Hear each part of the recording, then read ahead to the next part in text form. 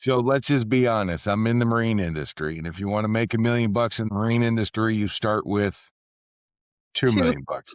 So this is a labor of love. This is not a labor where you try to make big fat stacks of cash. What is the role of a magazine like Latitudes and Attitudes? Latitudes and attitudes exist to inspire cruisers to go sailing. David, how long have you been in the marine industry? 19 years. And what about you, Eric? I've been in the marine industry for about 25 plus years. Tell me, what is your first memory on a boat? Stealing my dad's boat, taking it out to impress a girl, and getting lost. That was on Lake Erie in Ohio. David, what kind of boat do you own? I own a 1975 Sabre 28. And how many hours do you spend on your boat every year, would you say? About 6 to 8 hours a week from late spring through mid-fall.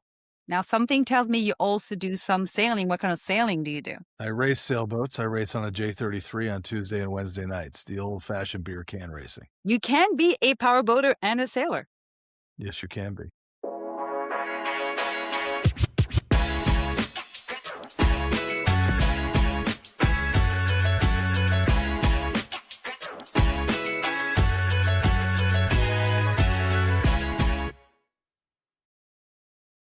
Welcome back to Full Displacement. I'm delighted today to have with Amanda two guests from the Three Sheets podcast, Erik and David. Amanda and I were actually guests on their podcast recently, and we invited these two industry journalists, boat lovers, to come and speak about what's on their mind today. And without further ado, welcome to the show, Erik and David. How are you? Doing well. Thank you very much. Super excited to be here. Amanda, you guys are absolute rock stars, and anything we can help with, and love to share with you our insights. Yeah. So, Erik, do you have an elevator pitch? You're like this media guru in the boating world, but what is your intro? When people ask you outside of boating, hey, Erik, who are you? What do you do? What do you say? All right. So let's just be honest. I'm in the marine industry, and if you want to make $1 million in the marine industry, you start with $2 million. So this is a labor of love. This is not a labor where you try to make big fat stacks of cash. This is something that we have a passion for. My family has been boating for a very long time. My dad's been publishing boating magazines since the 60s. In the 2000s, when I got out of college, I took over the reins of Scuttlebutt magazine and have been publishing that for the last 25 years.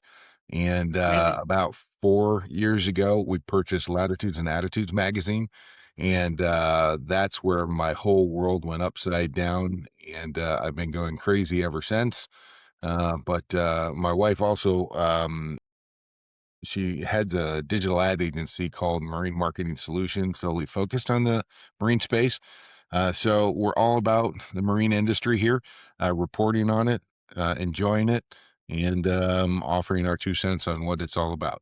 And it's actually a full family affair. Your daughter, at least one of your daughters, maybe both of your daughters have worked for the magazine. Tell us about that. How is that working with your kids? Yeah, so we do an event with our Latitudes and Attitudes readers every year called Share the Sail. It's a carryover from what Bob used to do from Latitudes and Attitudes in the years past, where we basically just pick a point on the map and say, let's go there and do a charter. And we ask all our readers to join us. And in about 2 weeks, we're going to go to Tahiti with about 80 boaters. We're chartering 12 different catamarans and going to go have some fun. And as a result of bringing our daughter on board, she's been heading up the marketing for us on that and being our liaison between us and our adventurers that are going on this Share the Sail adventure with us. And she is just absolutely knocking it out of the park. Zoe's my hero.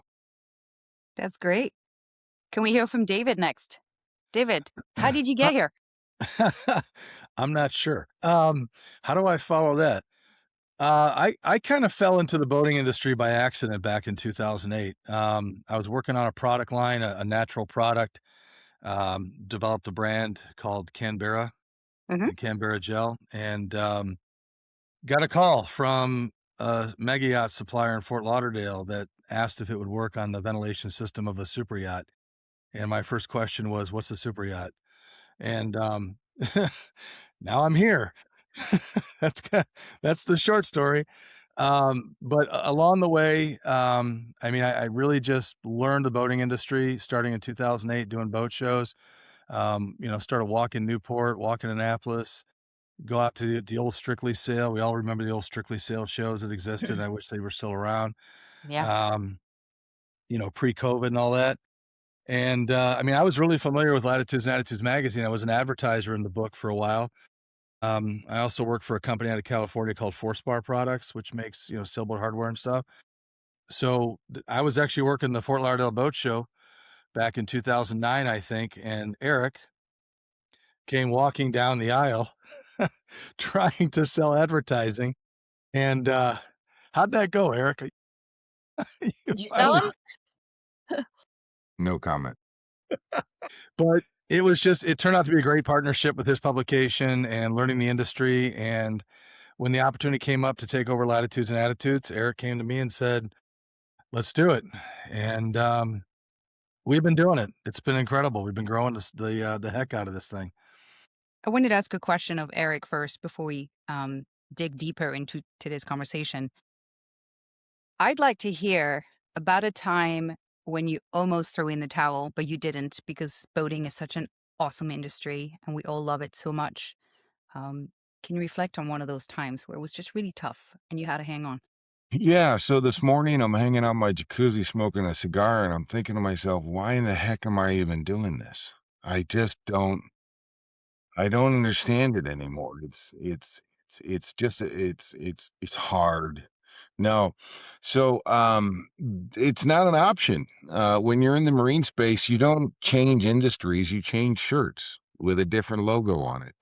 I don't know very many, if any, people that I've met over the last 30 years who have decided to leave the industry and or not come back. So it's a passion for everybody that's in it. And anytime that it ever gets rough and heavy, like 2025 kind of stunk, guys. I mean, I'll be quite honest with you. 2026 is a struggle as well, but we've got a little light at the end of the tunnel. And so, in all of the years that I've been in this industry, we've always been on an uptick, and now we're plateauing and starting to go down a little bit. And while it's a little unnerving, it's the marine space. We're going to find a way to make it work. We always have, and we always will. You know what, Marilyn? I'll add something to that too. When I was working with the product lines, OEM, aftermarket, all that kind of stuff, my background was retail. So I loved the chase of trying to make something sell off a shelf. How do you do that? Right. And for all those years I worked in the industry, the opportunity to work with Erik and the opportunity to publish this magazine allows me to work on the industry. And that's the way I look at it is I want to make this industry more accessible to everybody. I might be jumping over outlines here, but Erik and I talk about this all the time. And every time I go to like Sail America conferences and things like that, I hear people talk about the fact that we need younger boaters. It's an aging industry. We need younger boaters. How do you do that? You have to break down the wall and the barrier, that imaginary barrier that exists where people think it's really expensive to become a boater.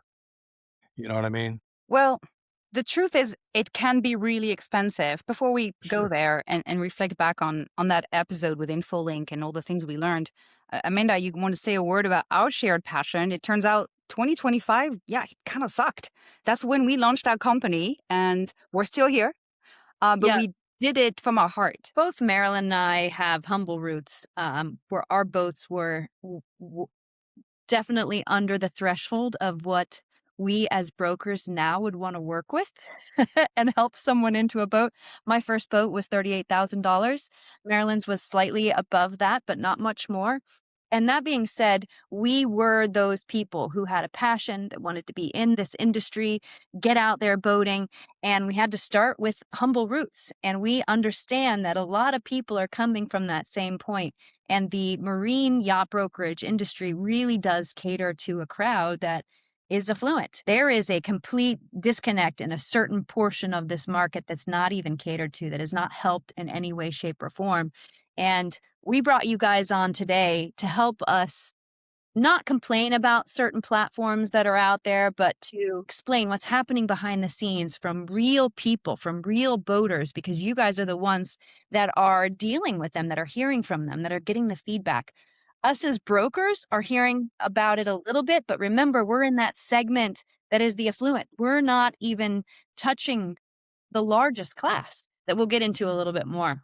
If I can add one more thing, really, the beauty of this podcast actually has been that the feedback is overwhelmingly positive, and it's going to continue to help a lot of people that would otherwise be totally left out from the brokerage industry. And so we feel so encouraged because it's like you said, David, we have a mission to find the role we can play in continuing to support and grow our industry. So we took the angle of, let's put as much boating in the days you've got left. Let's start today. And so it's all about the education, understanding how things work. What kind of boat should you get into? Looking to buy a boat? What does that look like? What are the questions? Insurance? Yeah, insurance isn't that hard. Here is insurance. We talk through all of these aspects and we bring that to the masses through our channel, humbly, and people are resonating with that. So thank you for being a part of that conversation. As Amanda alluded already, we are going to talk about a few things we have in the works, but the primary discussion of today is a little bit of that sticky point that the industry has come to in the past few years. David, why don't you give us the synopsis of that article that you wrote last fall for Lats and Nats, and how did that land with your audience? Well, I thought it was either going to win me a Pulitzer or get me fired, but I was Are you still here? Did you win the I'm Pulitzer? still here. I'm still here. Let me just back up real quick to something you were saying about just the industry as a whole. Here's the thing about all four of us. We work in the industry, we make a living in the industry, but we care about the industry because we're all boaters, right? So we're all affected by what's going on in this. Erik had come to me. Erik works with a lot of our advertisers. He talks with advertisers, not just with Lats and Ats, but also his other publications. So he deals a lot with brokers, and it's been this albatross that's been growing and just dragging things down. And, brokers can't afford to go ahead and advertise, and brokers can barely afford to even do boat shows anymore. And Erik came to me and said, I think you need to write an article about this.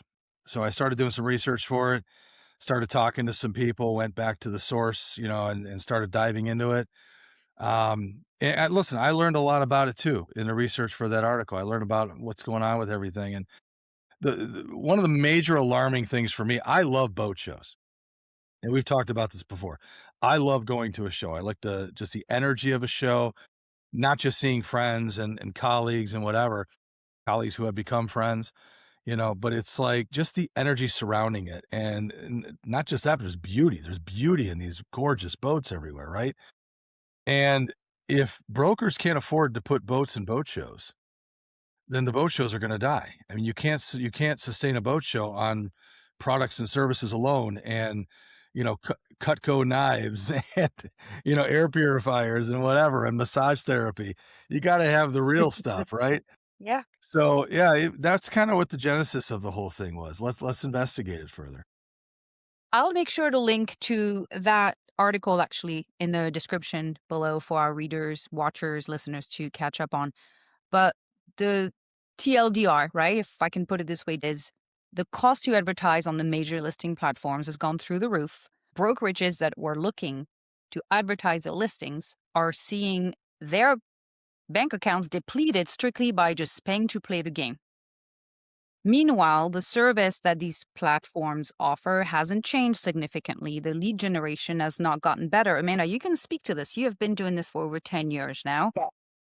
And I don't sell high-end yachts. I don't have very many boats listed. I had a dozen of boats that, a small brokerage firm could handle with a advertising budget and price point that was reasonable.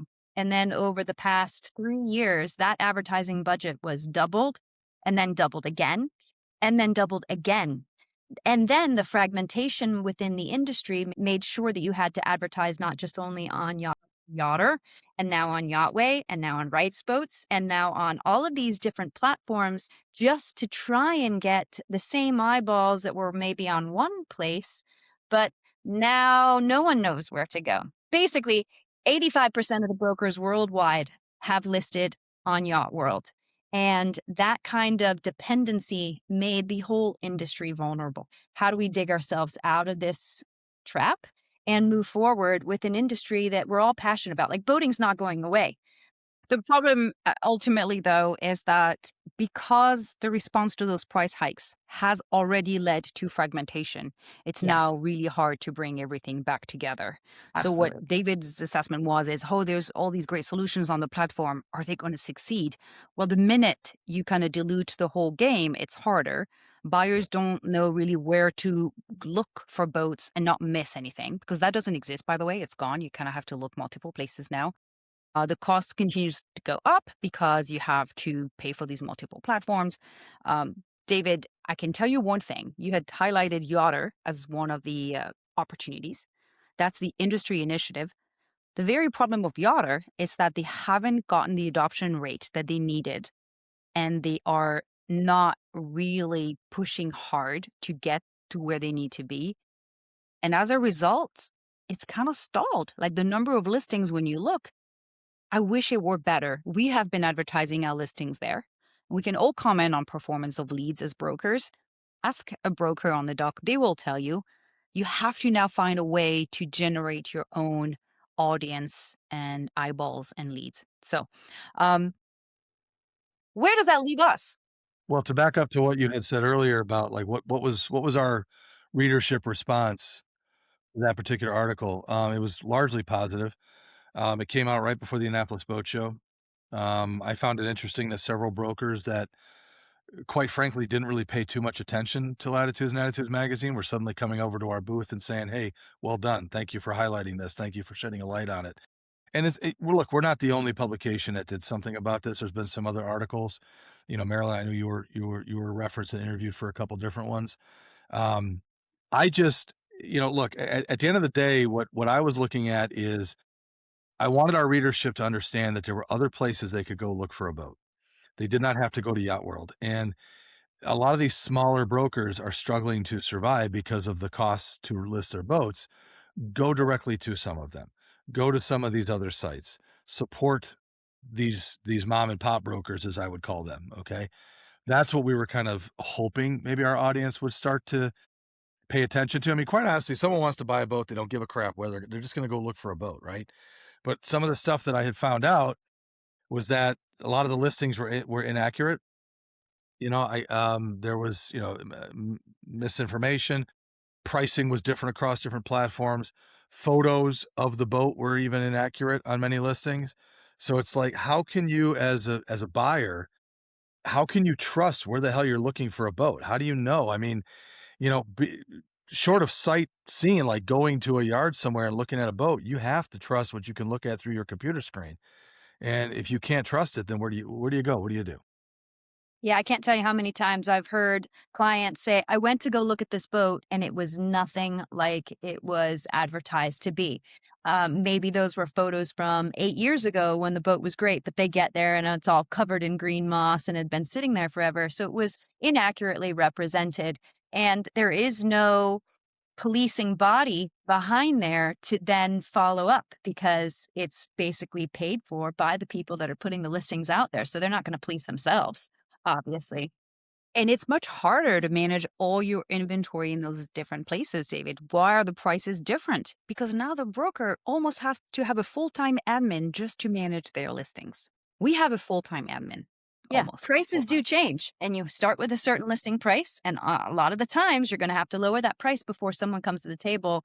And then to do it now on 5 or 6 different platforms, sometimes things do get lost in the shuffle. So the primary audience for Latitudes and Attitudes is mostly sailboat related, cruisers, people that are looking for that boat to go cruising and untie from the dock and go further. Erik's other publications, and he can speak to this, Great Lakes Scuttlebutt, then Gulf Coast Scuttlebutt, Southeast Scuttlebutt, there's a very heavy power focus in those publications as well. So, Erik, maybe you can speak to some of that. I'd love to join the conversation. Thank you. So I've been around the industry for a great many years. When I first started, the magazine that I started with, Scuttlebutt, 80% of the people who advertised in the magazine were brokers.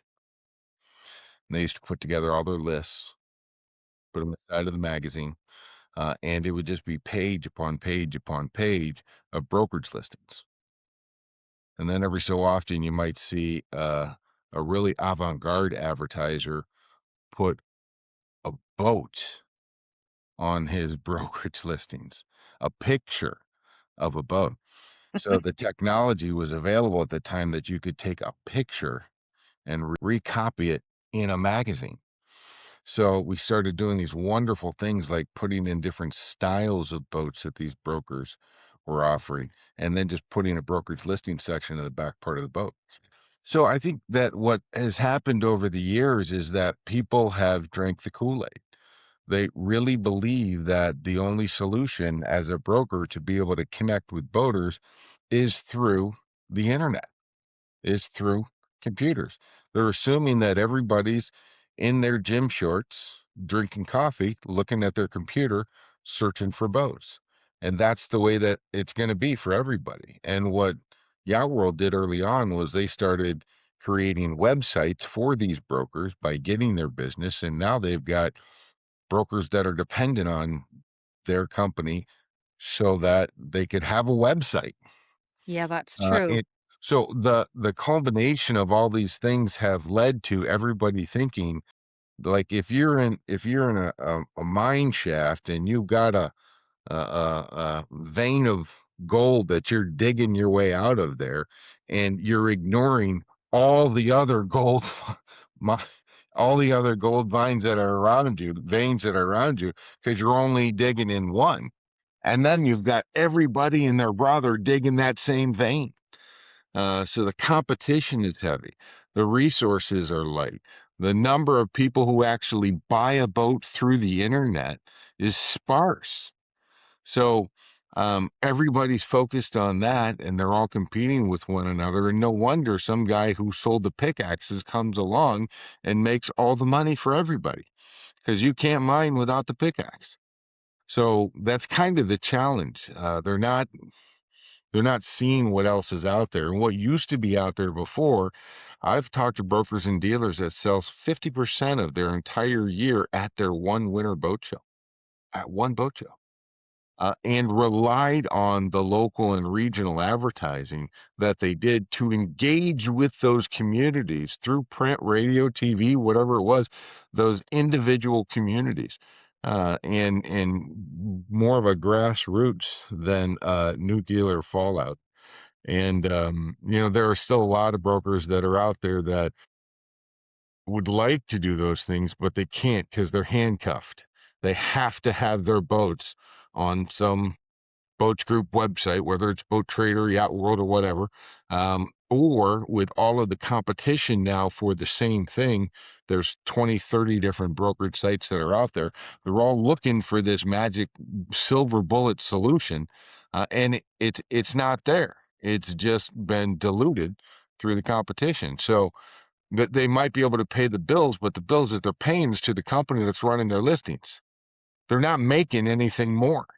They're not utilizing their skills as a broker to negotiate these great deals and earn commission and be able to provide a life for themselves.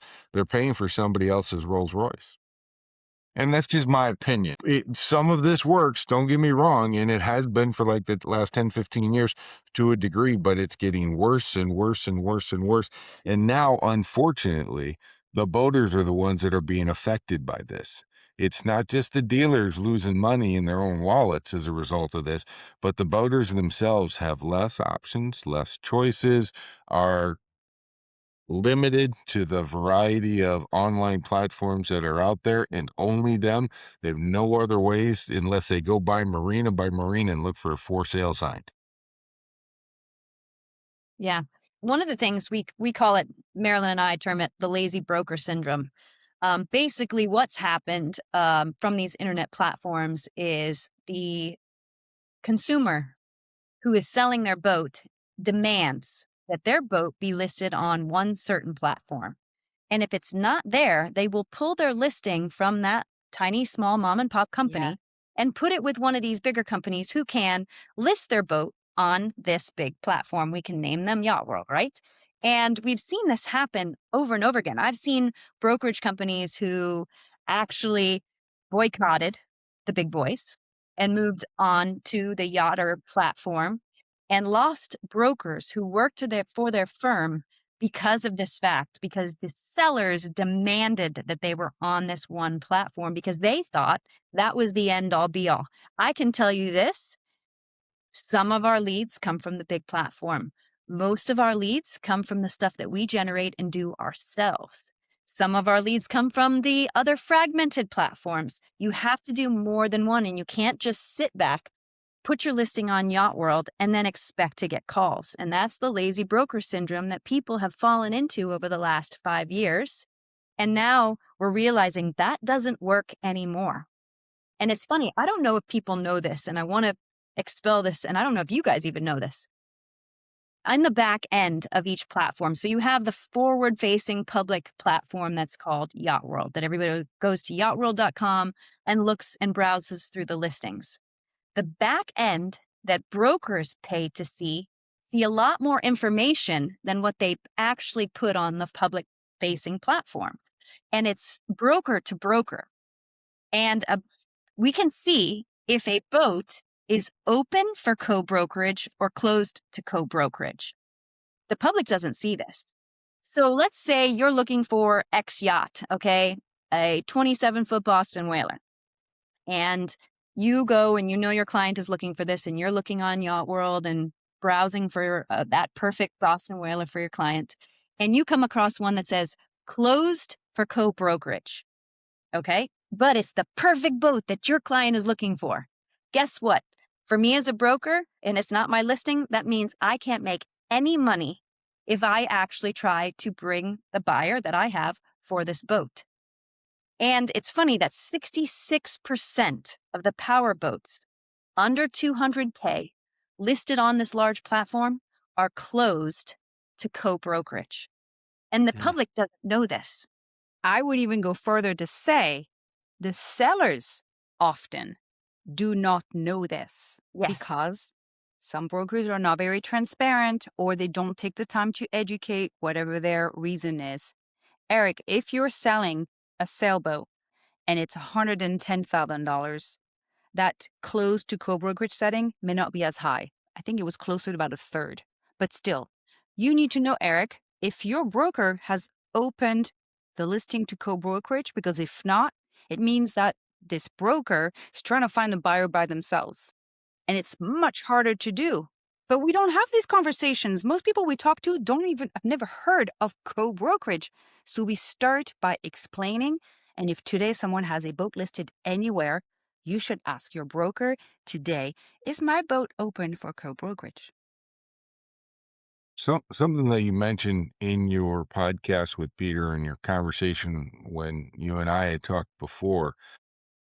Tell me again about the percentage of boats that are sold in this country that are under 200,000, or is it 150, something like that? What is that number? We're gonna bring that number up. We actually had computed this for ourselves to fully understand the size of the brokerage market.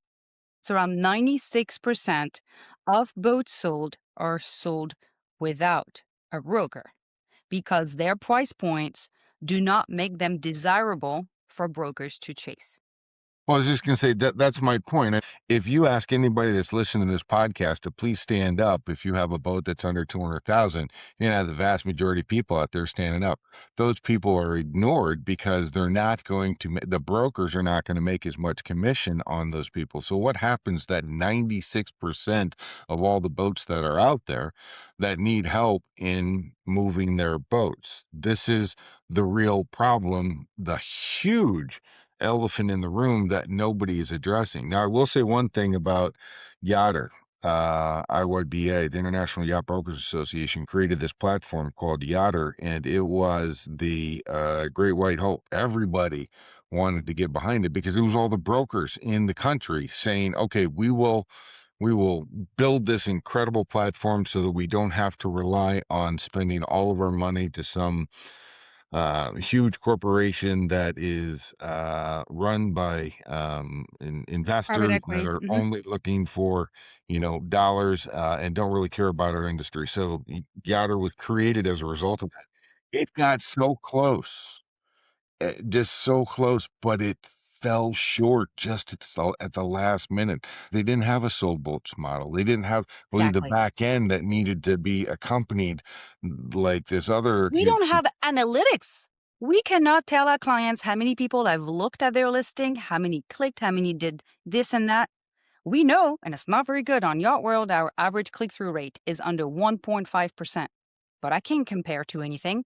I know our average click-through rate on our YouTube walkthroughs is 8 to 9%. On Yachter, I don't know.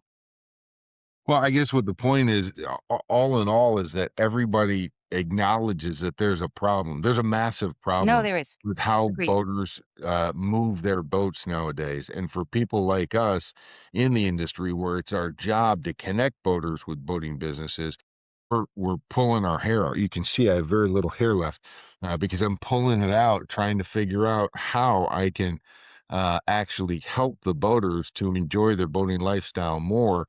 While when they go through the boat buying process, it becomes extremely difficult.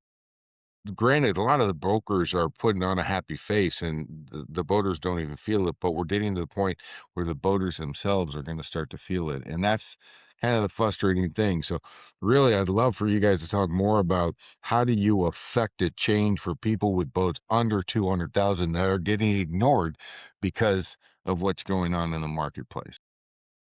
It's a very valid point. This route that people are forced into because of the price point or because of their financial reality, so they're upside down on the boat, there's no room for a broker commission. Where do they go? Well, guess what? The people who can formulate that answer have this much incentive to find a solution. That is the definition of brokers. And going against it is professional suicide. That's what Amanda called it. Yeah, professional We've been suicide. thinking about this for a long time. Yes, And we so absolutely have. for sale by owner is a reality. It will continue to be there. And instead of fighting it, we have decided to help support it. And that Embrace still it. gives somebody the chance to try and list their boat on their own or buy a boat without a broker if that is their choice. And none of the platforms facilitate that today. And we're saying it doesn't have to be in opposition with yacht brokerage. It can just supplement it whereas needed. As we know, there's multi-million-dollar buyers that don't use brokers or sellers. They figure it out on their own. And trust me, they have found a way. But what's great about this idea, this concept, is that we're actually now going to be able to help the 96% of the market. So, Amanda, you want to share a few words more about this? So we clearly saw in the launch of Current Yachts that there was a huge market that was being completely ignored.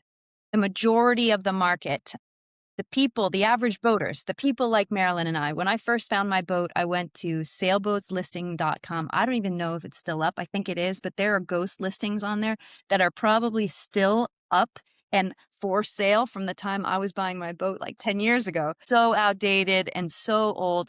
The only other place that people go that we've heard is Facebook Marketplace, Craigslist. And we all know the amount of scammers and things that you can get into on those platforms. They know nothing about boats. There is no guidance. There is no help. To do the math of a boat under $200,000, we're talking about, let's take a $200,000 boat, okay? 10% commission, that's $20,000. That's $10,000 to each party that comes. Then you have to split that with the brokerage house. That's $5,000, okay? That someone is going to put into a lot of time and energy. It takes just as much time to sell, probably more. I would beg to say it takes more time to sell a 15 to 20-year-old $200,000, $150 to $200,000 sailboat than it does a new, nicer $700,000 catamaran. And what would you choose if you were a broker? Where would you put your time and effort? Into that boat that's going to take days of your time after survey and travel and showing different boats and going through the standing rigging and the running rigging and the engine and all the different details of a sailboat that is much harder to sell at a $5,000 payoff? Or would you go to that higher end $1 million price point? And this is where the industry has just ignored this small little section. And I'm not saying that people should work days and days for $5,000. I'm saying let's give them a platform that actually lets them do it themselves, because most of these boaters do. If they're already going to Facebook and they're already going to Craigslist, that's what they're doing. So we set up this company called FSBOAT, FSBOAT. It's for sale by owner marketplace, boat marketplace. So it's coming out because we recognize quickly that this segment of the industry has been completely ignored. And we are going to guide people with real boat selling knowledge through the process and handhold it step by step along the way. David, I see you wanting to say something. No, I'm like, you're brilliant. You guys are brilliant. So I mean, what is I, this? An app? Is it an app? Is it a website? Is it a listings platform? To What is start, it will if be, I'm a boater, how am I going to engage with this? and I know you tried to sell that dinghy, Erik. Now we're going to talk about this afterwards. Yeah, it's a The, double-sided marketplace where you can buy and sell. But it goes farther, because when we came up with this idea, we just thought, well, we can't really just simply compete with, marketplace. That's what people like. It's free. It's easy. It's not great. Searching a boat on there is kind of a disaster. It's a nightmare, really. And it doesn't solve a lot of those problems that we see with even boat trader listings. It's just they're clunky and you get harassed by bottom feeder brokers, I call them, the people that try to make you feel bad for trying to sell your boat. Like, I've tested this because I listed my boat privately. I have received so many text messages harassing me. When I would say no, turn them away, they would call me names. It was just a really horrible experience. So we started as a listing platform, to your point. We wanted to allow buyers and sellers to transact. And the first step was you're going to use third-party verification of your identity. So we build trust inside this platform right away. So you upload your driver's license. I don't hold your driver's license, neither does Amanda. This is going to be a third-party integration whose specialty is to do ID verification. So we use a platform to do that. And over time, we realized if we just make the connection, it's okay. They need more. These people need help. And so how do we come up with this idea? I'll tell you. We were trying to run projections for how well Current Yachts can do in its first year and second year. And then we realized that we're looking at the wrong set of numbers if we're trying to help the most people. Because our mission is actually to help the most people put more boating in the days they have left. Let's go. Let's do this right now. Water. Yeah. And when people come to us, to your point, Amanda, when their boat is $100,000 and we crush their dream by saying, thanks for watching the podcast, but we can't help you. That's a horrible answer. It feels bad. It feels bad. I got to make a living, so I can't help you. When I bought a boat that was less than that. Yeah, exactly. Same. My boat was less than $100,000. It comes down to what can we do for these people? And so we went a step further than just a platform with ID verification. We are building a transaction platform where people can use sample documents, put them through digital signature, and put their monies through an escrow account, also third party, not us managing that. A true first-rate third-party integration to do escrow management. This is how people should transact safely. At this point, the people can talk to each other freely, but we allow them to connect through the platform after they've done their identity verification. Some of the tools require that you become a member to access the best of the platform. But as a buyer, there's zero friction. You want to engage with somebody, the only thing you have to do is show who you are.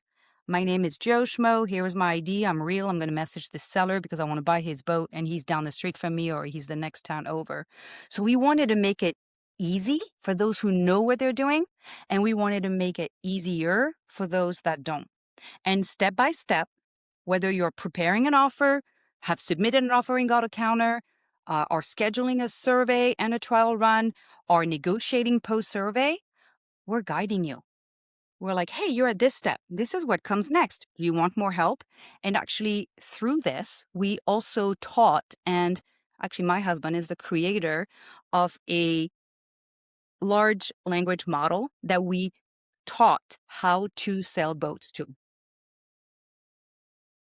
Are we talking AI? So think of it, yes, it's an AI assistant. We call it Deckhand, Dex, if you know her well. She's a woman.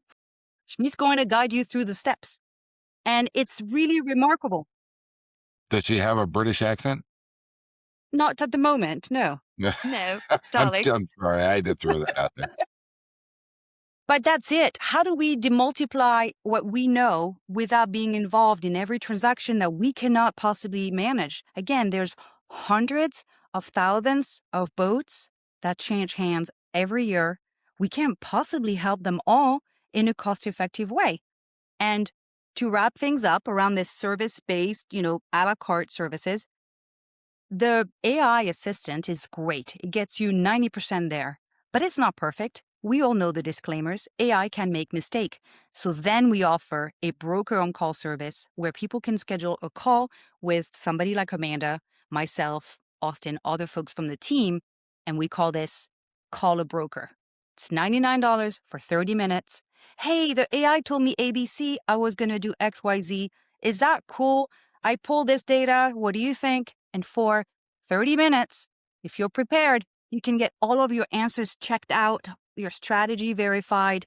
You can feel empowered and more confident in buying that boat. So let And me it's not just in buying the boat, it's in selling the boat and listing the boat and figuring out, well, how do I know how much to list this boat for and to sell it for? And the comps and market analysis, like all of these things that people need to know. just wrapping my brain around it, maybe doing a high level view of this because I know it's an issue. We referenced your meeting with the fine folks over at InfoLink that keep track on all the statistics and all the data regarding the marine industry. What you've discovered is 96% of the people who are out there who own boats that are under 200 grand. 4% of them are over 200 grand. Those are the kinds of people that absolutely should be using a professional broker for deals that are north of that. The other 96% are left out kind of in the cold or dealing with a broker who's just trying to figure out how he can make the most. All of those brokers are fighting on all these different MLS lines, the multiple listing line websites and platforms to try to position themselves to be able to get the sale. I get it. And they're starting to suffer. So you're creating a new platform that basically allows somebody to sell their boat by themselves with an AI assistant or by getting a hold of a broker and talking to that broker for a certain fee on an hourly basis to be able to help somebody sell their boat if they're in that position where all these other professional brokers are selling boats that are north of 200. You're stuck with a boat that's under 200. What do? You have a solution for that. Am I Yep. in the ballpark? And yep, right. That's exactly it. And we tried to make it as simple as easy as we can because we recognize that it's the average boater, to be fair, is 60 and above at this point. And we all know that 60 and above are not the most technically savvy. And this is an online platform. So we tried to make it very, very simple and intuitive for people to be able to list their boats, to be able to buy their boats, to be able to talk to the buyer, to ask questions, and make it as simple as possible because we realized that the demographic, the age group of the people that we're catering to is people that are not that technically savvy. And so we've done our best to guide and to show each step along the way so they're not like, well, now what? What do we do next? Well, these online platforms now take you from step and don't let you go to next step until you completed previous step. There, So you there guys is no know. next step. Okay. Okay. That's the thing that most people don't realize. When you go to a listing site like Boat Trader, first of all, your entry level to play is 2 photos. Please. When you list your boat there, you're on your own to do everything else. Qualifying the buyer, finding a safe place to meet, handling the money. purchase agreement? What does that look like? So we You want want to take the sale? pain What? points out of the process.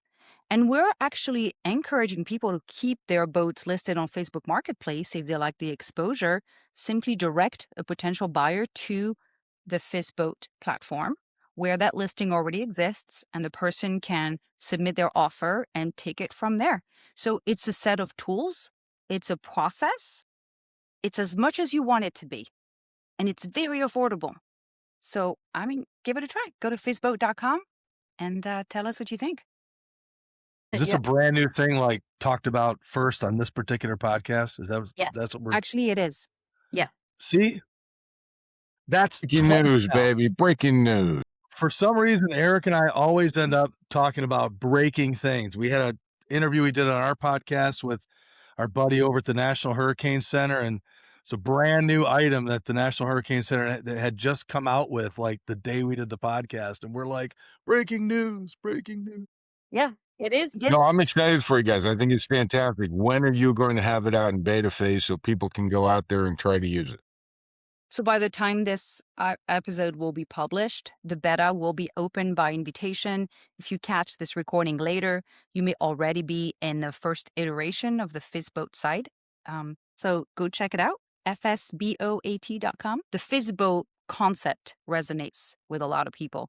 And I wanted to add one other thing, because in your summary, Erik, you said, well, the boat's over a certain amount of money, they're going to want a broker. Actually, not always. And I had this conversation with Amanda, I think it was November of last year. And we had to make some decisions around how we were going to build this platform, this new company. And she was adamant that there's no way we can offer this to boats beyond, I think, $400,000. It took her months to come around to the idea that we shouldn't strap this. We shouldn't cap it. We shouldn't restrict it. That is the opposite of what we're trying to do.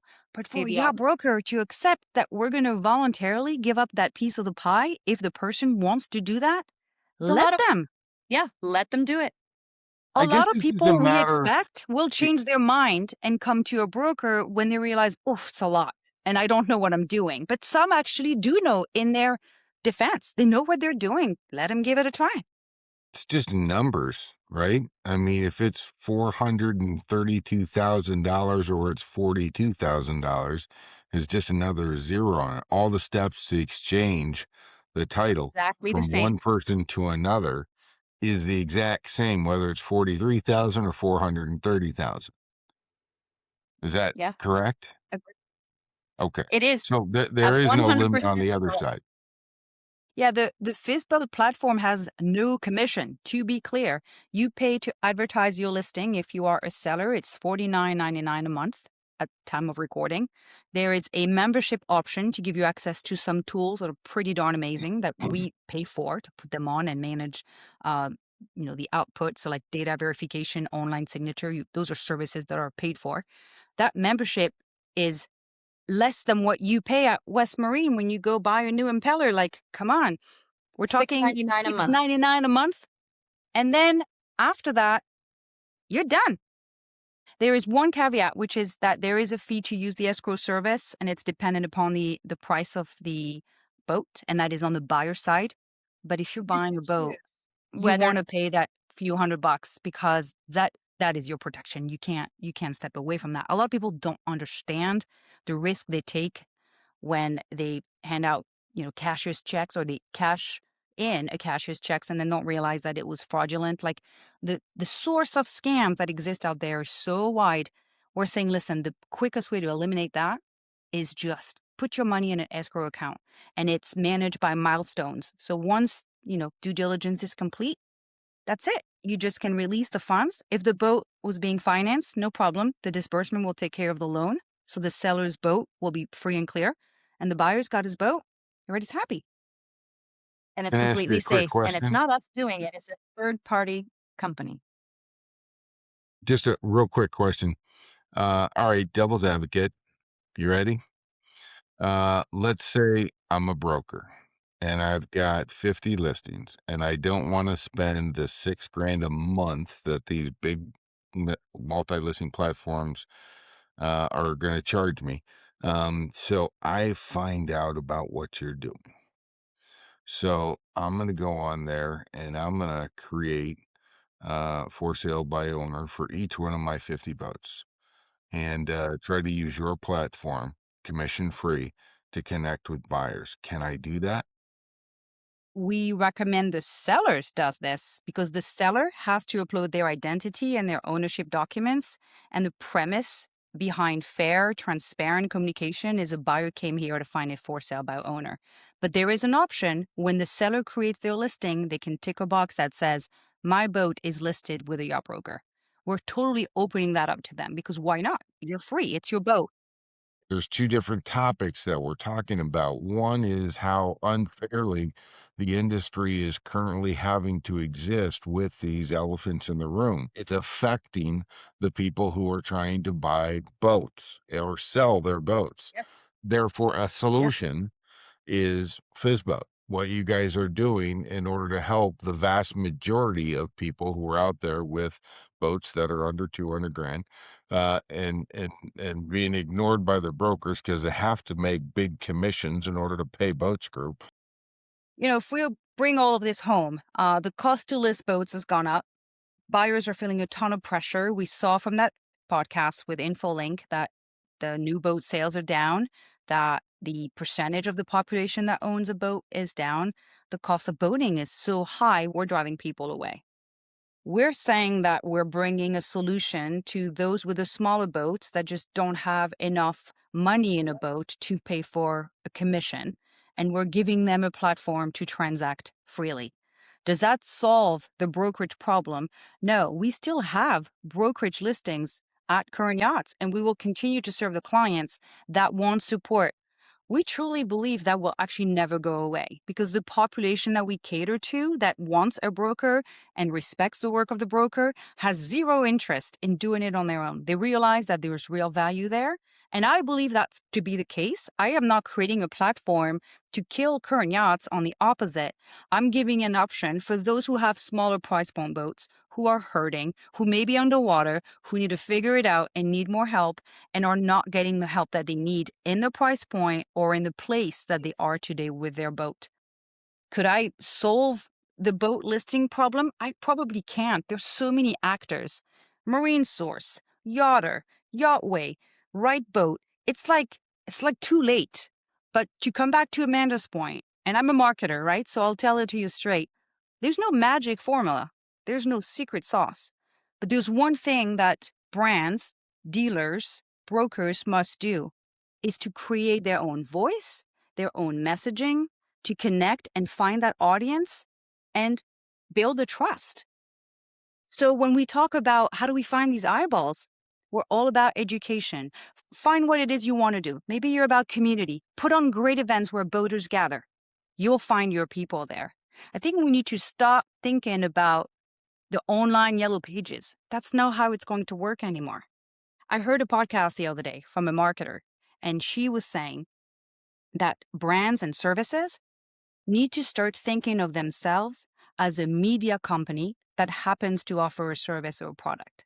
And I think that's brilliant. So, and the only challenge that I see with that, and I've mentioned this to Amanda or Marilyn when we were down in Palm Beach, you have a platform for the general boating community. Yachter, a platform for the general boating community. Then, to Marilyn's point, she's a marketer. How do you let everybody know you don't have to have a Big Mac? We got chicken sandwiches. How do you let everybody know that what they've been doing, that there's an alternative about that? Do you start with a small seed and see if you can grow it organically? I hope this is a seed. We've heard of a lot of brokers, other folks in the industry that tune into this podcast. If it helps them do a little introspection, great. I mean, I'm not here to educate them on how they should do their marketing, or I don't want to sound arrogant. I'm just urging you to change the way you've been doing things because deep down they are not working. It's Yeah. not going to be one platform that will solve it all. And there's one problem we haven't fixed, by the way, in all this. In the higher price point boats, we still do not have sold boats data. I am rooting for Yachter. I am supporting the industry and I want them to figure it out. But the clock's ticking. We need to do this now.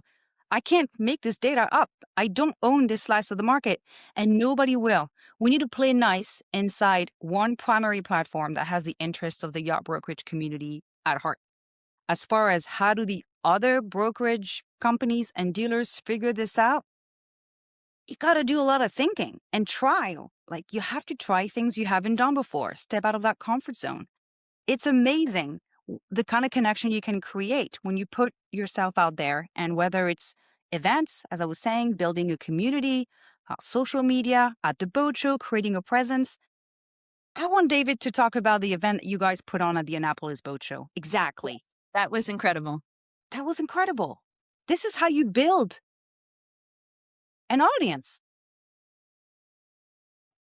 I don't know. Where do I start with this? I mean, you're talking about our cruiser parties that we do?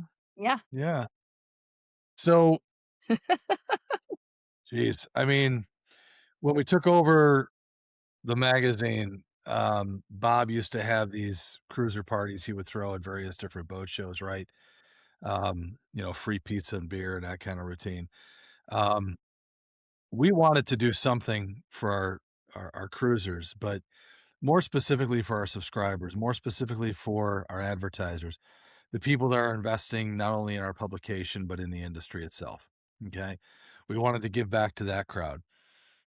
Anybody can show up and get free pizza and beer. We'd like you to actually invest in this industry, okay, in some capacity. So we have a great partnership with the Young Cruisers Association, also See People, which is a fantastic app. Through that partnership, we just decided, let's just try to make this thing bigger. Let's just celebrate. It's not so much like an appreciation party as much as it is a celebration of where the industry's at, and the fact that we have what I would consider to be a global community, and I mean, we have this discussion on a lot of our podcasts with some of our subjects. The cruising community is so global and it's so diverse, and it's amazing to me that people in that community don't really care about political affiliation or race or sexual orientation or anything. They're community, they're cruisers. Cruisers are pulling into an anchorage at 2:00 in the morning and it's blowing 40 knots or something like that. And they're trying to set an anchor, and some dude sees them struggling and jumps in a dinghy and comes over to help them out. He doesn't ask the question, hey, who'd you vote for? Yeah. Before he jumps in his dinghy and goes to help him out. So for us, we wanted to celebrate the community that we feel is a group of people that can change the world. So that's our way to give back to the industry that has given us so much. You know what I mean? And again, we're just we love connecting people too. I mean, we love when you guys showed up and other people, our advertisers come by, our friends come by. We love seeing pockets of people just having amazing conversations. You know what I mean? Catching up. And Erik can attest to this. Like, Erik was sitting in his jacuzzi the other night having a cigar, wondering, why the hell am I here? It's one of those things where I don't ever want to leave this industry. I've had opportunities to take jobs in other markets, other whatever. I don't care. I love this industry. I love the sense of community. I love the camaraderie. I love that people I work with have become friends. You know what I mean? I love that I can talk business with somebody for a little bit, but then I can go over here and say, hey, your son just got married. How'd that go? Or congratulations, you're a grandparent. You know what I mean?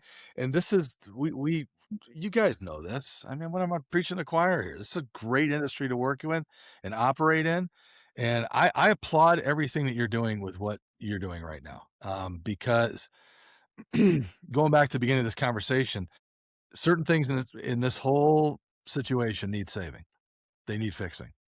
And you guys are definitely bringing some incredible solutions to the forefront. Not all the solutions, but at least we're bringing some to the table, some options. And there are some great initiatives, whether it's sailing solstice, there are events throughout the year where you just bring people with you and they discover something they didn't know before. Just let them try, let them sail, put them on a catamaran, put them on a center That's console, go fishing. That that's is what we're the doing. That's what best. we're doing with Share the Sale. You know what I I mean? was going to ask Erik. I mean, what a great opportunity to practice what you preach, to witness the beauty of that boating community actually enjoying themselves and doing things together. Let me tell you something. So we have 80 people going on this thing in Tahiti, but I know by the time this podcast comes out, it'll probably be over but at that point, but 80 people are going. I think last time I counted, like 10 of them are basically our team members and close friends that are helping with this whole thing. So we got 70 people, give or take one or two, right? Out of those 70 people, I think I saw a stat the other day, Erik, from your wife, Melanie. 24 of them or something are subscribers to Latitudes and Attitudes magazine, which means the other, group of people are not subscribers. They don't even know. A lot of them didn't even know that we existed. They just saw the marketing for this really super cool vacation trip that is like, it's not a cruise surrounded by thousands of people. You're fighting for the water slide or, trying to belly up to the pool bar and you're behind a dozen people. You're on a catamaran. There's 8 people to a boat, unless you're on one of the larger ones, and there might be 10 or 12, right? But for the most part, you got 8 people to a boat. You're bopping around these islands for a week. You're really getting to know each other. And that's what we want to do. That's what we're trying to do, is give people the experience to see what boating's like, to see what living on a boat's like, to see what cruising is like. That's what we're about. So if I could throw something out there real quick, Bob Bitchin started Latitudes and Attitudes magazine some 29 years ago. I've known Bob and Jody for maybe 10 years now, maybe 12, something like that. Anyway, Yeah. he God bless. inspired me when he said the purpose of this magazine is solely to get people to cast off the lines from the dock and go. Period. And we're trying to keep that legacy alive, keep that tradition alive, where all we want people to do is go through the magazine and be inspired by what they see That's right. to go replicate those journeys and adventures in life. And this may be a little dreamlandish. Maybe we have more aspiring cruisers than we have active cruisers, but I'll tell you something, these stories inspire me to go. My wife and I are actually planning on trying to become blue water cruisers at some point in the not too distant futures. Ladies, I think you were both blue water cruisers as well. So that's, this is something, it's like a dream and you want to go chase it. You want to go follow it. And for all of us, I think in this podcast, breaking those barriers to entry and encouraging people to chase after that dream, catch it, and live on it as long as you possibly can, as long as you can stand it. I think that's kind of the point and purpose of what we're doing, what you're doing, what everybody's doing here on this call anyway. Pretty much everywhere I go, guys, in my 18, 19 years in this industry, pretty much everywhere I go, I hear people that were ultimately discouraged in one way or another from becoming boaters, discouraged from getting a bigger boat, discouraged from casting off and going sailing somewhere, whether it be the price of fuel, whether it be a fear of the unknown, whether it be the cost of maintaining a boat, whether it be the cost of buying a boat. You know what I mean? And the more that we collectively and everybody else that we work with in this industry can help to break down those barriers, as Erik mentioned, break down those barriers to entry and get, get that dream going faster for them and more affordable. You know what I mean? And more reliable and with confidence. That's what this is all about, right? Yeah. See it? Cut. Love it. This is great. But to circle back, we're all trying to do our part. And so thank you for what you do at Lats and Ats at Great Lakes Scuttlebutt, which you have been doing for many, many years and will continue to do because you love it. Lats and Ats and Scuttlebutt, you might inspire them. We caution them and we teach them on how to take action. And then somebody else will take the baton and say, oh, we're going to teach you how to cruise in confidence as a couple because it's hard. And then you might join the posse in Panama. Like, everybody in this industry can play a role. So pick your role, pick your job, pick what you love, and just do it. So with this, I'm going to put a special offer. If you're not a subscriber to Lats and Nats, you're going to go to the link below. If you're not already a subscriber to this podcast and the Three Sheets podcast, you know to hit that button and subscribe. Actually, it's down here. And finally, come and hit us up at the boat show. Whether it's the Annapolis Boat Show, whether it's Fort Lauderdale, Miami, wherever we may be, just come and see us in person. We love to talk to people in person. And until then, just keep on watching. And thank you for your time, all of you. We'll see you on the water. Fair winds.